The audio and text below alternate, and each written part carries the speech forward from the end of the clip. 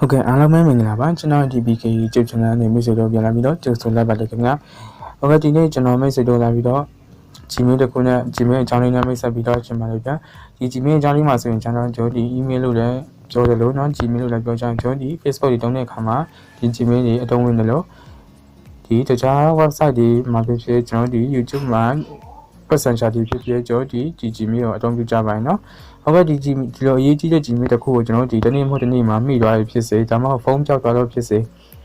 ဒါမှမဟုတ်လည်းဒီကျွန်တော်ဒီเนาะဘယ်လိုပြောမှလဲဆိုတော့ကျွန်တော်ဒီဖုန်းအတစ်ပြန်တောင်းလို့ဖြစ်စေเนาะဖုန်းချစ်လို့ပြန်တောင်းလို့ကျွန်တော်ဒီ Gmail ပြန်ထည့်ရတဲ့အခါကျွန်တော်ဒီ password တွေ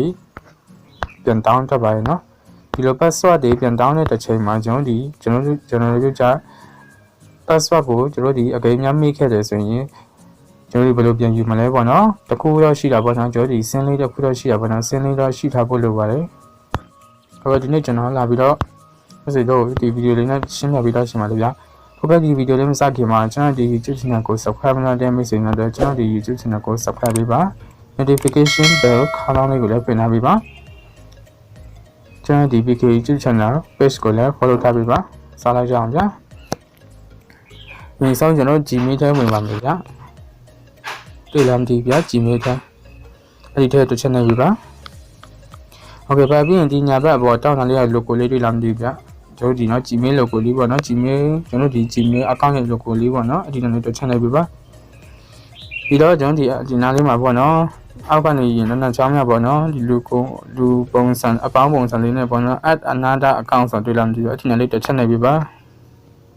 ဟုတ်ကဲ့ပတ်နေတာမှာကျွန်တော်ဒီ Gmail ဆိုတော့ Google နေရတဲ့ Gmail free ဝင်လို့ကျွန်တော်ဒီ Google ကိုရွေးပါမယ်ခဏဆောင်ပေးပါဟုတ်ကဲ့ပါဒီနေရာမှာဒီကနေ့မိတ်ဆွေတို့ကforgot email ဆိုတော့ရှိရပေါ့နော်ဒီအောက်နားလေးမှာအပြာရောစာကြောင်းလေးနဲ့ email ကိုမမှတ်မိဘူးဆိုရင်ကြတော့ဒီ forgot email ကနေနှိပ်ပြီးတော့ကျွန်တော်ဒီ phone number ကိုရိုက်ထည့်ပြီးတော့ကျွန်တော်ဒီ email ကိုပြန်ရှာနိုင်ပါတယ်တကယ်မှကျွန်တော်ဒီဒါကြတော့ကျွန်တော်ဒီ email ကိုမှတ်မိတယ်ဆိုရင်ဖြည့်ထားလိုက်ပါဒီနေရာမှာ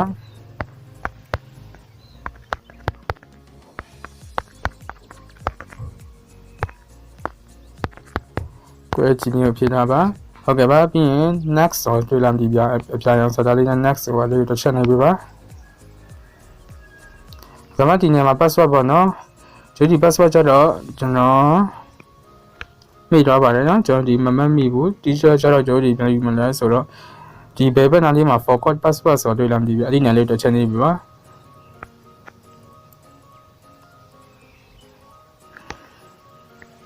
ကျွန်တော် last အနေနဲ့လည်းကျွန်တော်ဒီကမမှတ်မိဘူးဆိုတော့ try another way ကိုပဲထပ်ပြီးတော့နှိပ်ပေးပါဒီကတော့ဖြည့်ခိုင်းပါတော့ under the last password you remember နော် using with this Google account နောက်ဆုံး password ဒီနောက်ဆုံး3လုံးဖြစ်တစ်လုံးဖြစ်နှလုံးဖြစ်ပေါ့နော်သူကမှတ်မိတယ်ဆိုရင်တော့ဖြည့်ခိုင်းတော့ပေါ့ဒါပေမဲ့ကျွန်တော်ကမသိဘူးဆိုတော့ try another way ကိုပဲထပ်ပြီးတော့နှိပ်ပေးပါ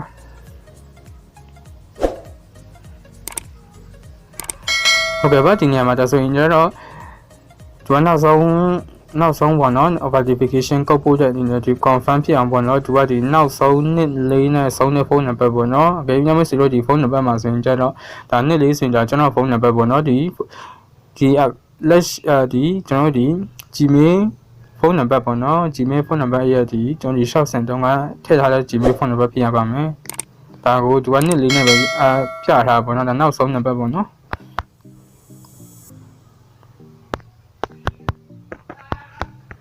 ဟုတ်ကဲ့ပါရပြင်းရင်ဒီမှာ send ဆိုလေးတော့တွေ့လားမသိဗျာအဲ့ဒီညလေးကိုတစ်ချက်ထပ်ပြီးတော့နှိပ်ပြပါဟုတ်ကဲ့ပါကုတ်ပို့လာပါလိမ့်မယ်နော်ကုတ်ကိုဆောင်ပြရမှာပါဒီကျွန်တော်ဒီဖုန်းနံပါတ်ထဲကို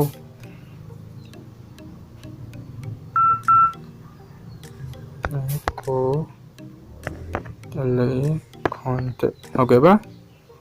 ရင်းကျွန်တော်ဒီ next ဆိုလေးထပ်ပြီးတော့နှိပ်ပြပါတစ်ချက်ဟုတ်ကဲ့ပါဒီညမှာကျွန်တော်ဒီ password ကို create a strong password ပေါ့နော် password အသေးလျှောက်ပေးရမှာပါဟုတ်ကဲ့ပါလျှောက်လိုက်ပါမယ်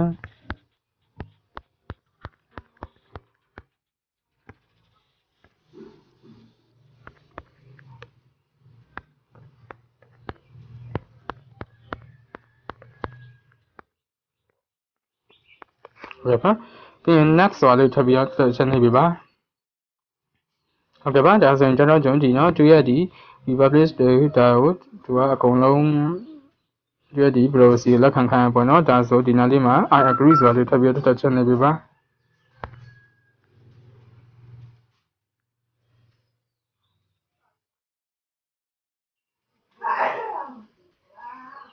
ဒါဆိုရင်ကျွန်တော်ရဲ့ Gmail က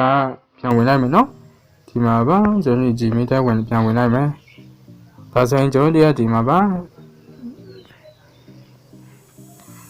mail လေးဝင်လာပေါ့နော် finish up your Xiaomi Redmi Note phone with Google ပေါ့နော် sorry ပါGmail လေးပါဟုတ်ကဲ့ပါဒါဆိုရင်ကျွန်တော်ဒီGmail ကအမြင်စွာဟိုနောက်ပြန်ယူပြီးတော့ပါပြီကျွန်တော်ဒီဖုန်းအတစ်တောင်းတဲ့အခါဟိုကျွန်တော်ဒီလိုမျိုးအခက်ခဲတွေကြောင့်ဆိုရင်တို့ဒီနော် mail လေးဘယ်လိုပြန်ယူရမလဲဆိုရင်ဒီလမ်းလေးပါ mail တိုင်းကတော့အသုံးပြုတတ်တယ်လို့ကြိုးရှိပါလိမ့်မယ်ဟုတ်ကဲ့ကျွန်တော်ဒီ YouTube channel ကို subscribe မလုပ်တဲ့မိတ်ဆွေများတို့ကျွန်တော်ဒီ YouTube channel ကို subscribe ပြီးပါ notification bell ခန်းလေးကိုလည်းဖွင့်ထားပြီးပါဒါမှလည်းကျွန်တော်ဗီဒီယိုအသစ်တင်တိုင်းမိတ်ဆွေတို့စီအရင်တက်မှာပါအားလုံးပဲမင်္ဂလာရှိကြောင်းညွှန်ချင်ဖြစ်ပါစေဗျာ